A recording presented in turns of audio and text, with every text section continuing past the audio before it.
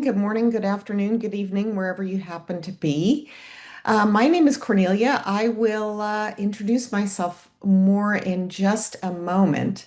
What we're going to talk about today is this fun little topic. And oh, by the way, I'm just super excited that this is the first webinar of our Temporal Space Camp 2025 kind of summer camp program. It is definitely summer where I live here. The kids are out of school. And so let's make this kind of a summer camp experience.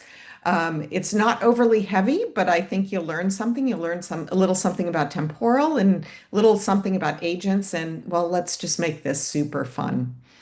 So with that, the first thing that I want to do is let's vibe. So I'm going to stop sharing that for just a moment, and I'm going to go into Cursor. So you can let us know in the chat if you want. Let us know if you vibe coded so far. If not, you're going to see it for the first time.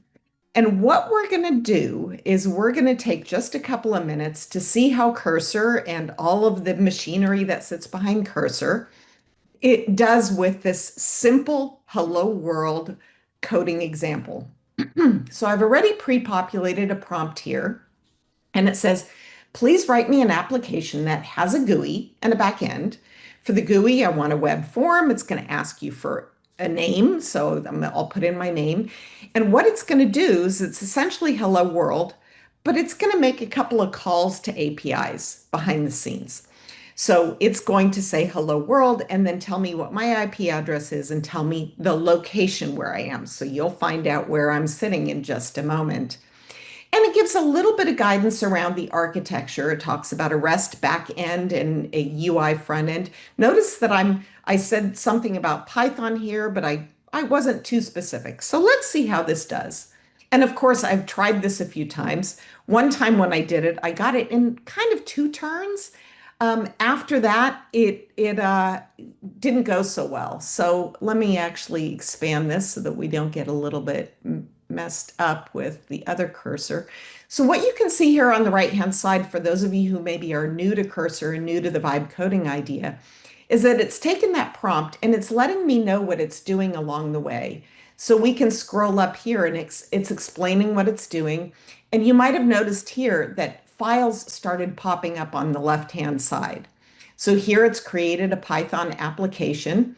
It's got some IP address information and so on. So if we go down, it usually then also tells me what I need to do to run this. So I'm going to go ahead, super vibing here, is, well, actually, before I run this is code that the agent has created. Do I want to run it on my laptop? That's the big question. So I'm going to take a quick peek in here and just look at the code before I go and do things. So you can see here that this is the back end. You can see that it's implemented a get endpoint. And what does it do inside of that get endpoint? Well, it does things like gets the IP address information, and then it gets the location information for that IP. It is using this api.ipify.org, and it's using ipapi.co. Now, these are not always the same choices that Cursor has made or that the vibe coding has made. I ran this another time and it used a different service for this backend, but these are two services that I am familiar with. And I did the research. I'm not going to take the time here, but in order for me to run this on my machine, I want to make sure that it's not going out to some hacking website and compromising my stuff. So I've done my little bit of due diligence here. I've got these, I've checked these out in previous times. So I'm going to go ahead and run this and let's see what happens. Up, it says pip is not found. I'm guessing, did it set up? Oh, it didn't set up a virtual environment for me. So let me go back and ask it, please set up a virtual env for Python. Let's see how it does. I'm doing this on purpose because I want to give you a flavor of the kind of technical knowledge you need to have to be able to set these things up appropriately. Okay, let's see if it does the trick. And it's now going to set up that virtual environment. Let's not worry about that for now. Now I'm going to source that virtual environment and then I'm going to run. Ah, there we go. So notice that I had to know something about virtual environments. I'm running Python 3, not Python. So that was the reason that was a little bit confused. Now it's going through and it's explaining a few more things. We won't take the time to read that in detail. Um, but now let's go ahead and try to run this. And it is still not happy. And let's see, run this with um, sourcing the virtual VENV. I'm not going to spend too much more time doing this because I want to show you the alternative. Okay, so let's try running it again. And now let's see about the virtual environment. Okay, so it is, I have a feeling we're going to have a problem here, but I'm going to try this. I'm almost done, I promise. Let's come over here and uh, see if I can bring up the UI. And it's having trouble, and I know exactly why because it made this mistake before. Please run on port 5001 because let's see what happens there. 5001, it interpreted things correctly. So let's go ahead and run it again. I'll tell you that the reason that it didn't run is because port 5000 is usually already being used. There's usually a port conflict there. So let's go ahead and see what happens. It now is using 50,001. And it says the address is already in use. So I'm going to pull the plug on this. I intentionally did this to give you a flavor of what vibe coding is like. And sometimes it works and sometimes it doesn't. I'll come back and tell you a little bit more about what should have happened, and I'll show you a screenshot in just a moment. So this is our experience of using an AI agent to write some code, and that code then needs to be deployed.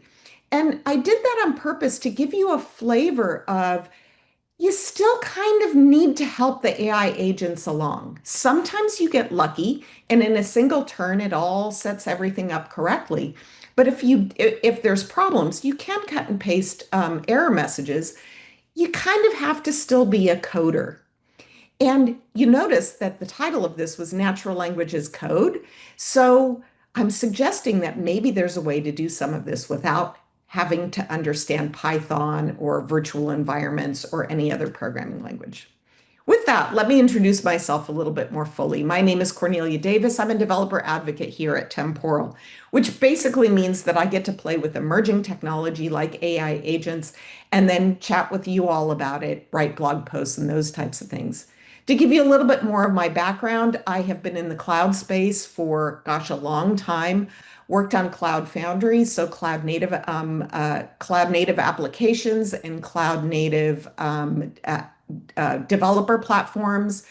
Also, have spent almost 10 years working with Kubernetes, and I've spent so much time in this microservices space that Manning approached me, and I did end up writing a book with them. So that's really where I come from, is kind of this microservices world.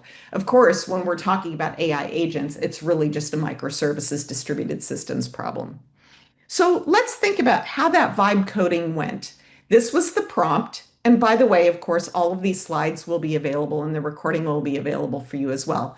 So you can play with this stuff yourself. This is pretty much exactly the prompt that I ran and said, write this app for me. And this is a screenshot of a previous attempt at this. It gave me just a simple UI. I typed in my name and hit the submit button, and it went and it ran the back of both of those back-end services that I showed you before. Looked up my IP address. I happen to have created these screenshots when I was sitting in Denver, Colorado. I am, in fact, sitting in Santa Barbara, California right now. So, how are you feeling about that? Is the level of technical depth needed? Do you have that technical depth to be able to pull that off? Do the people who are maybe interested in building these agents have that technical depth to be able to pull this off? And then I did take a moment to emphasize, how safe is this code? Like, if you're going to have coding agents write code for you, are you just going to run it without doing the due diligence? And even running it on your laptop. I mean, certainly if you're in the enterprise, you know that you're not going to deploy things into your production systems without all the checks and balances, but you still have to deal with those types of things. So, what I want to do now is look at an alternative. So, the title of this talk is a natural language as code. So, let me show you using that approach. Now, before we go in and I show you a live demo on that, let's talk about AI agents in principle. I'm not going to make the assumption that you all have really looked at all of the agentic AI stuff. Maybe you're still a little bit new to it. So this is a super simple diagram that I sketched up that shows the basic idea of an AI agent. The basic idea is that we ask the LLM to drive the logic. So that's what you see on the left-hand side. We're going to bootstrap the process and we're going to say, hey, LLM, I want to do a certain something. And we're going to let the LLM, instead of the code, the Python code that we were looking at just a moment ago, we're going to let the LLM decide what is the next thing that I need to do. And then we're going to use this concept of tools to execute those things. Now, tools themselves are really just fronting API calls. So those API calls that we saw just a moment ago with the vibe coding, we're effectively going to use some of those same APIs at the back end. But what we're doing with tools is that we are taking those APIs and making them agent ready. And I'll talk more about what agent ready means in just a second, but that's really what a tool is. Think of it as an agent ready API. So then if we go back to this overall loop, the LLM is making the decision. So for example, the LLM in this case might decide, you know what? I first need to look up an IP address because I can't look up a location until I have an IP address. So the LLM says, we're going to look up an IP address. It's going to prepare things for that tool execution. So it might, for example, have to format things in, JSON or something like that if ultimately we want to make an API call. And then you'll notice that in the upper right-hand corner, you see that there might be some UX. And you're going to see that in action in just a moment, is that we actually have some UX that asks the user for confirmation. So before invoking that tool, we're going to ask the user for confirmation. Then we execute the tool, which makes that downstream API request. And then we're going to update the LLM. So an LLM only executes based on all of the context that you give it on each turn. And so part of the role of building these agentic systems is to build up that context so that each time through this loop, we're supplying the LLM with all of the context necessary for it to make the next decision. So for example, in what we're talking about here, after we've executed the tool to get the IP address, we need to let the LLM know that, hey, we have an IP address. What are you going to do next? And now the LLM will make the decision on the next turn. So what do I now mean about these tools and making them agentic, agent ready APIs?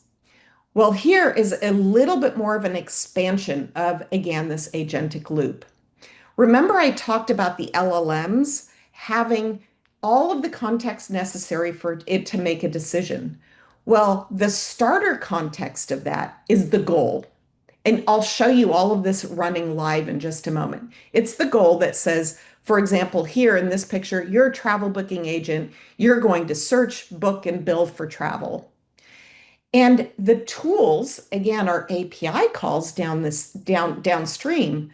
But what we do to create tools is we put the natural language around those tools and the mechanics for the API calling so that the LLM based on the context you've given it, which is the goal and the input that has come through these each cycle through the loop, make the appropriate decisions. You've expressed the goal in natural language, so you're also going to describe the tools in natural language. So that's the basic idea. All right. So just a little bit more on making these APIs agent ready. I'm going to show you this code live in just a moment. But what I have here is I have the API. The API itself in this particular case is wrapped in a Python function. You see the get IP address. You can see inside of the Python function here that we're making a downstream request to ICANN has zip. So it's a different URL than what we saw earlier in the vibe coding. So here's the API. And then here is the definition of the tool. It points to the downstream API call, and it has a natural language description that is going to be used by the LLM to tie the goal to the set of tools that are available. So you see how those two things are connected? All right, so here in the slides are the tool definitions for both the tools that we're going to use in this particular example.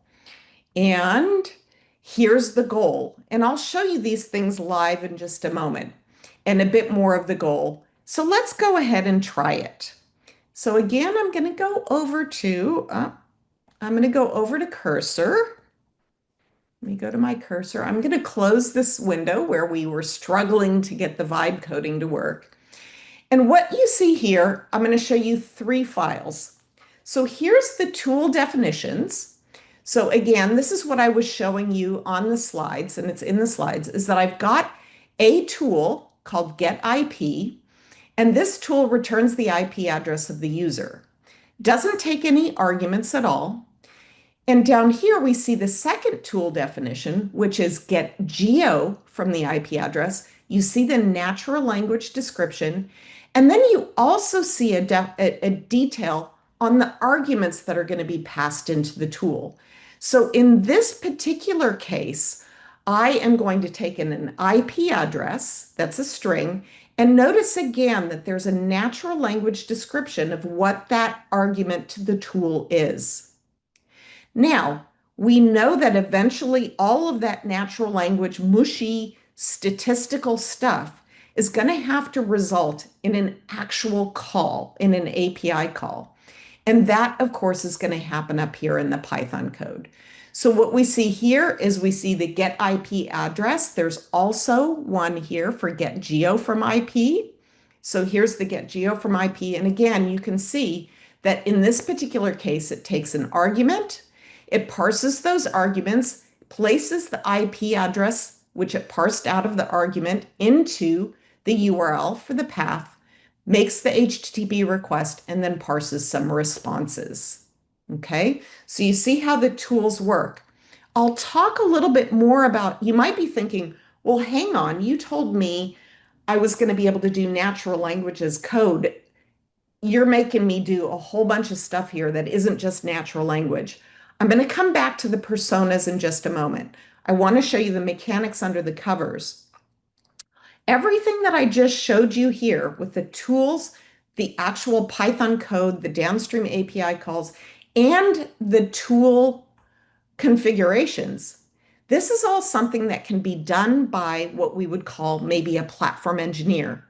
A platform engineer who's going to establish some guardrails on the types of things that can be done with the natural languages coding approach. So all of this stuff, don't worry, this is going to be done by somebody who is maybe in charge of making this agentic system available to people who want to just use it to code up things using natural language. All right, so let's just assume for a moment that the platform engineer has set all those things up.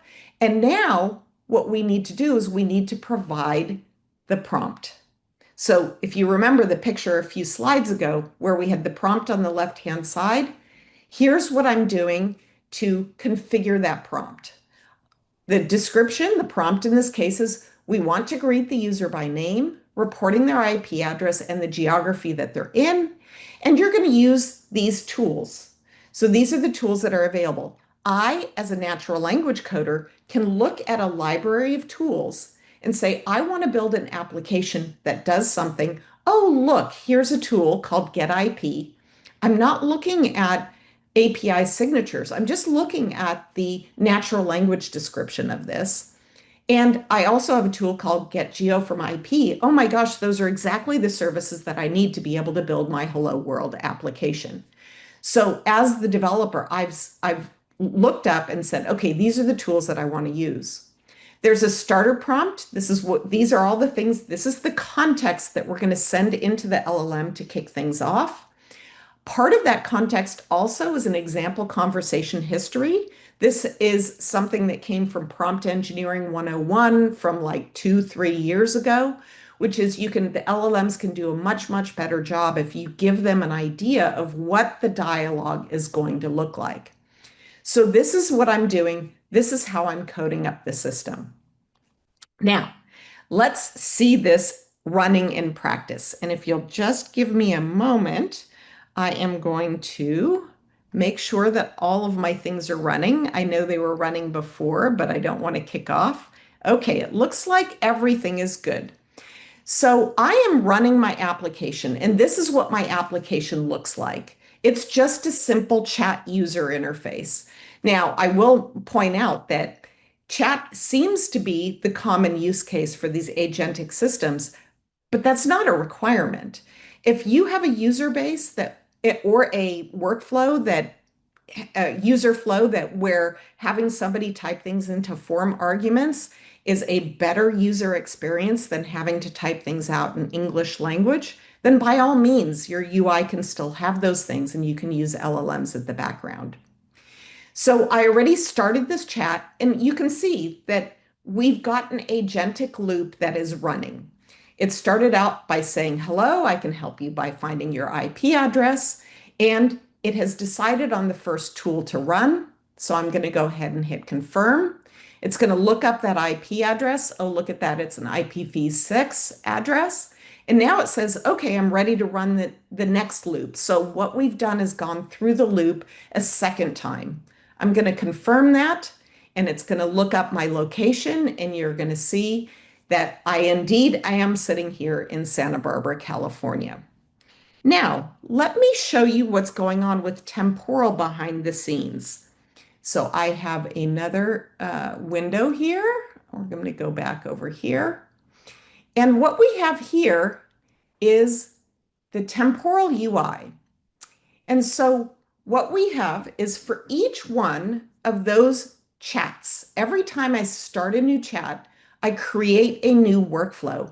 And that workflow is going to carry the user through that experience. You can see that I ran one earlier just to make sure that my system was up and running. This is the one that we just ran.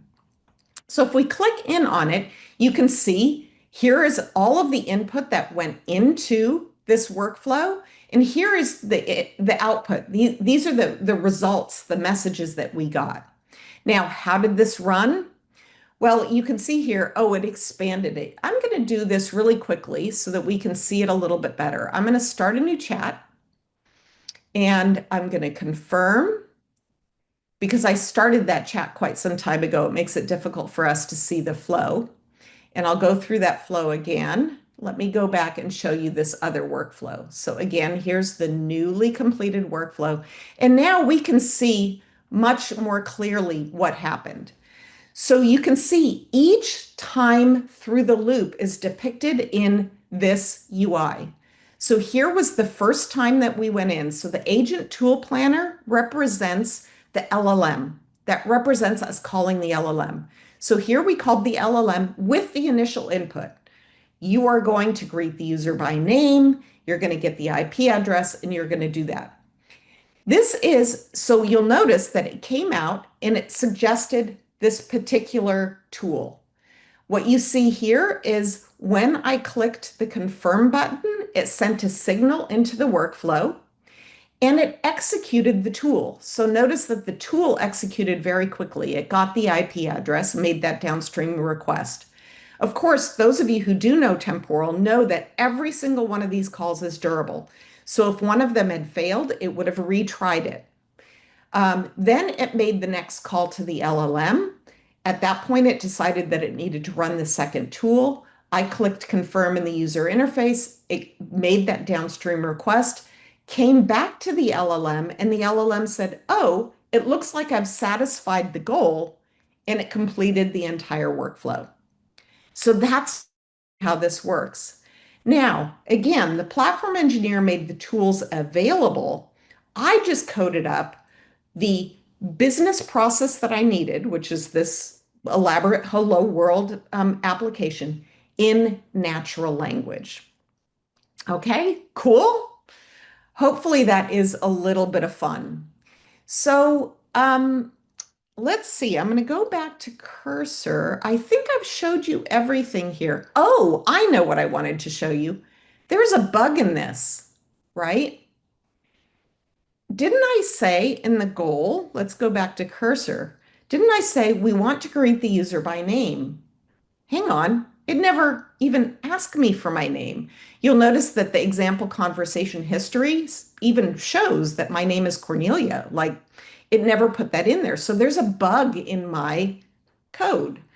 So I'm going to augment this and I'm going to say, make sure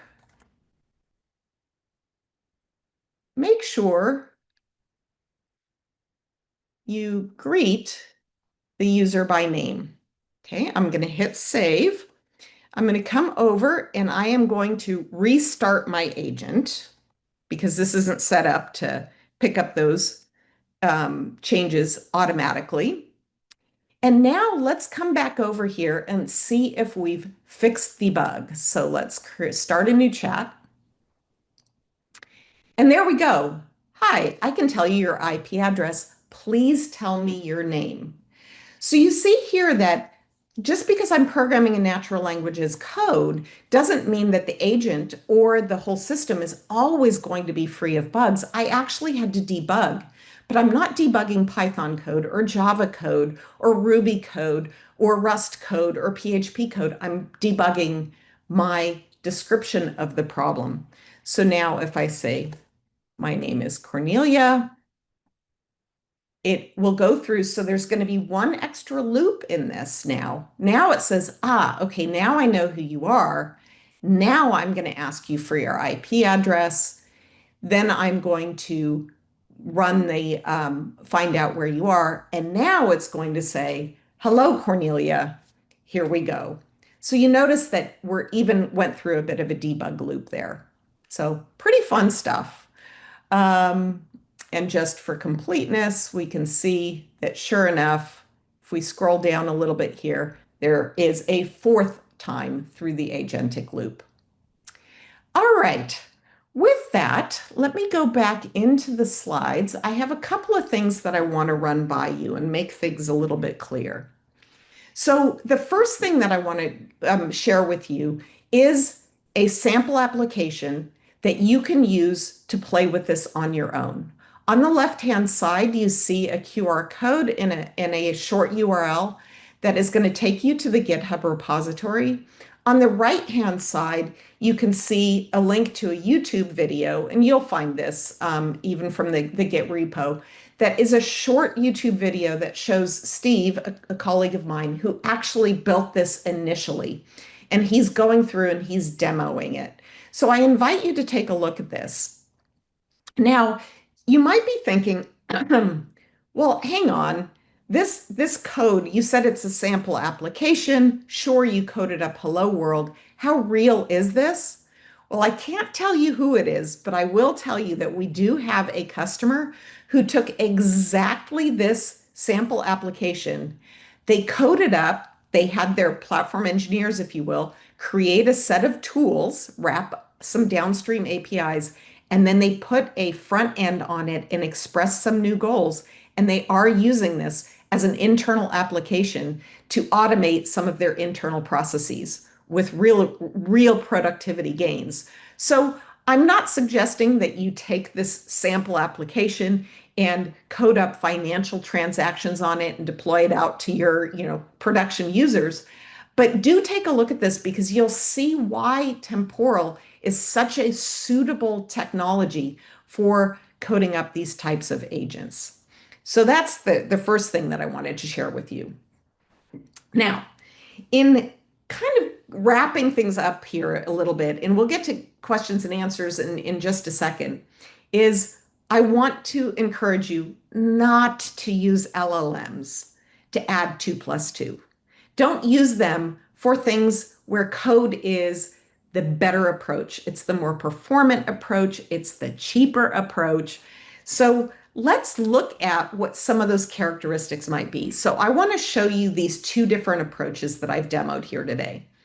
In the vibe coding case, what we did was that the developer used natural language to communicate with an agent, the same as me as the user of the Hello World app. I used natural language to communicate with the agent.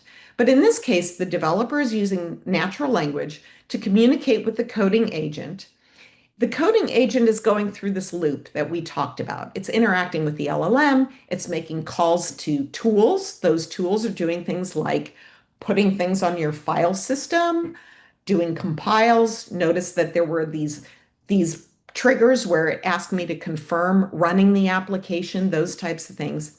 And eventually, after we've gone through this loop several times, I have an application that's ready to be run.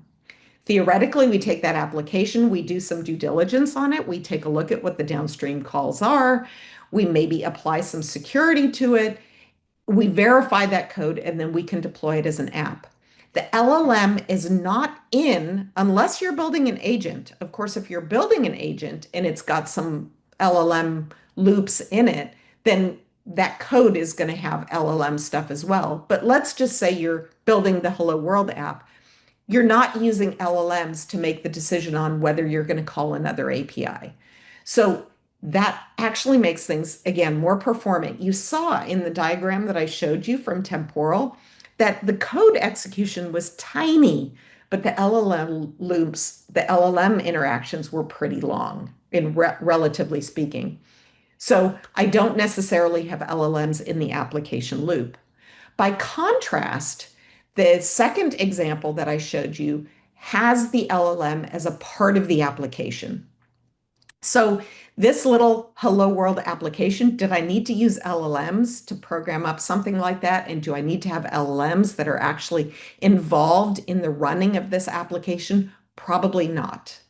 So this is the thing that I want to make sure that you understand is that you need to think about what problems are suitable for which types of approaches. So, and each one of the approaches has its place. On the vibe coding side, again, I already emphasized that AI is used at design time, and you might be able to avoid using LLMs at runtime. On the natural languages code, AI is part of the runtime. It's always being used. On the vibe coding, the developer is responsible for choosing appropriate tools, those types of things. Notice that there were very few, if any, guardrails when I was doing that initial vibe coding at the beginning. There were no guardrails in place. Now, of course, we could have put guardrails in place inside of Cursor, but that was something that somebody needs to do.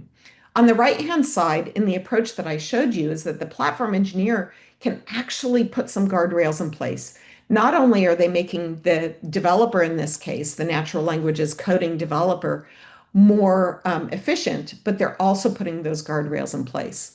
You saw that there's a difference in the coding skills that are necessary. And really what we did was on the left-hand side, we used agents to code.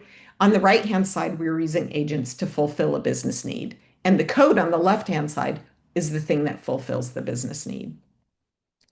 So really, the punchline is use the right tool for the job. And yes, the pun was intended there.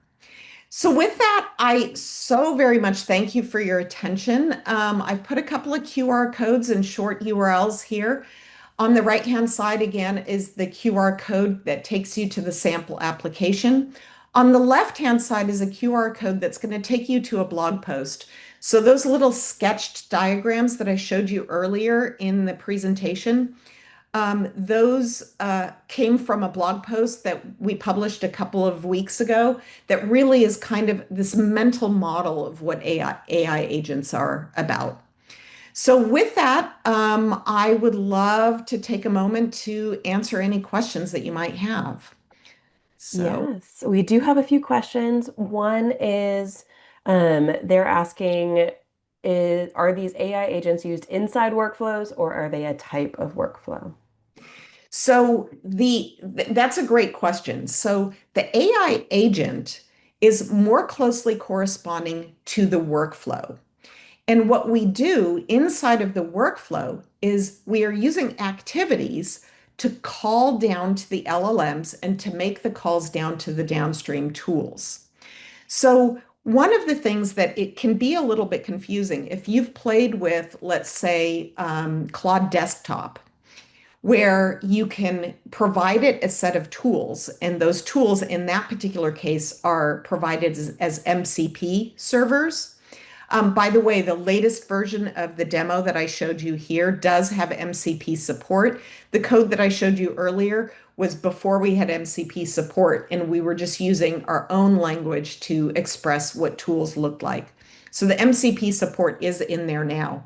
But going back to the Claude Desktop example, you were able to provide it the tools, so the MCP servers, and then you started interacting with it. And the line is a little bit fuzzy when you just start using that, having that experience. Is it the LLM that is the agent, or is it the whole entire loop? And I want to make it super clear here that the agent is the implementation of the entire loop. The LLM is just predicting the next set of words. It's just providing the output.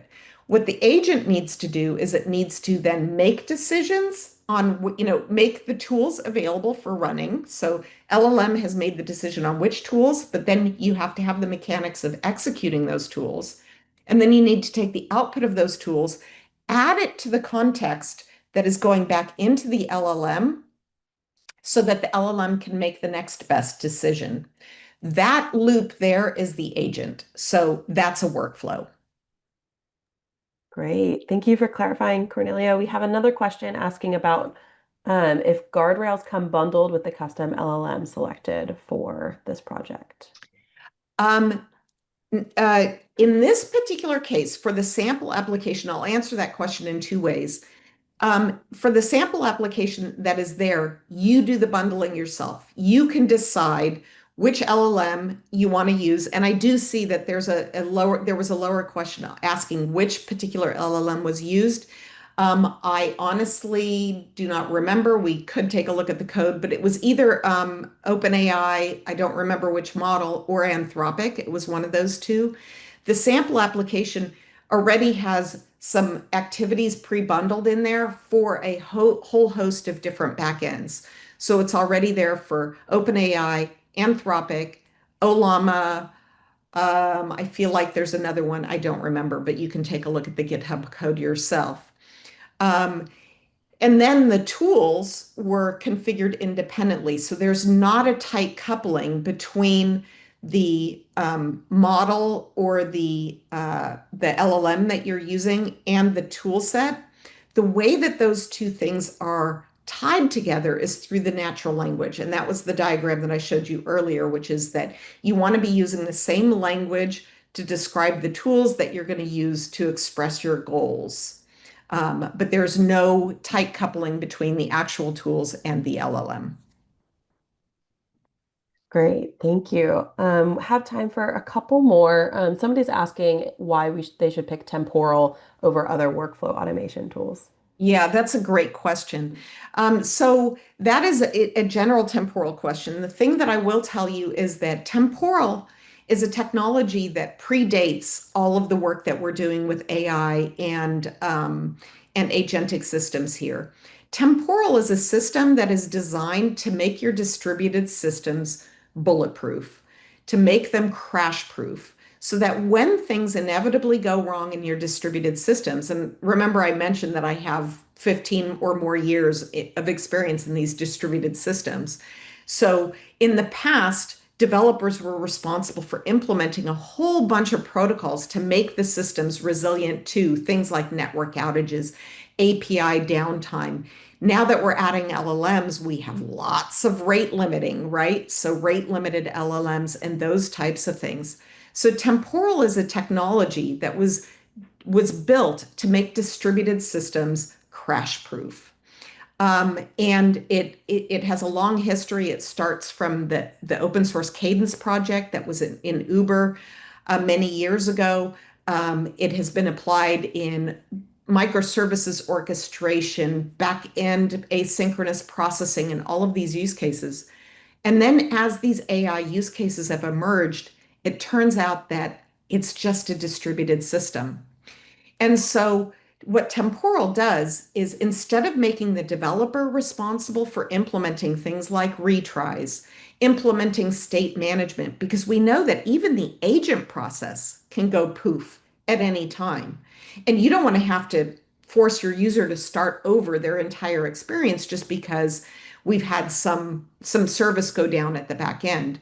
So retries, state management, event-driven architectures. Temporal is all powered by asynchronous task queues at the back end. So all of that resilience is baked in. So rather than you as a developer needing to build your agents and adding a Redis for state management and adding a Kafka for event-driven architectures and adding a special library Spring retry in your Java applications or finding something in whatever the language that you want, is you have a single backing service that's temporal and it handles all of that durability.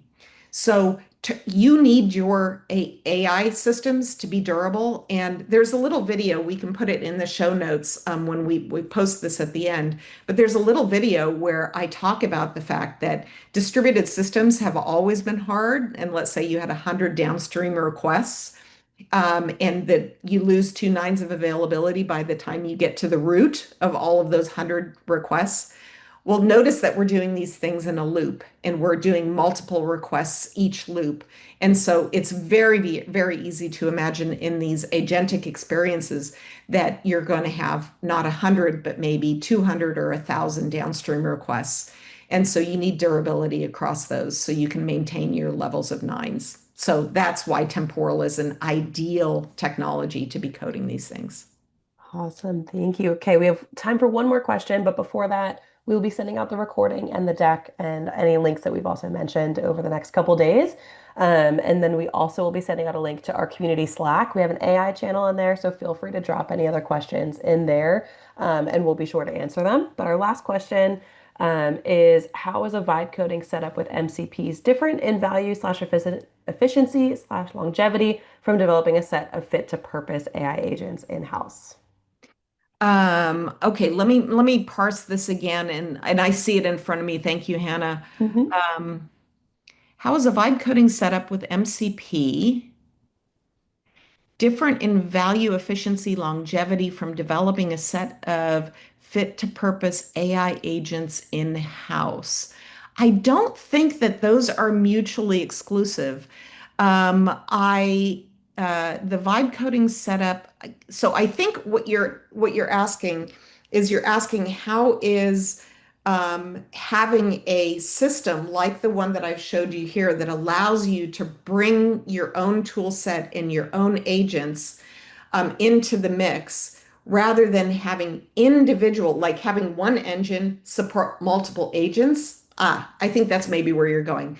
Is like what I've showed you here is that I've got a single agent runtime that allows me to bring that powers multiple different agents, and those different agents are powered by these different sets of goals and tools. So I think that that's the question that you're asking.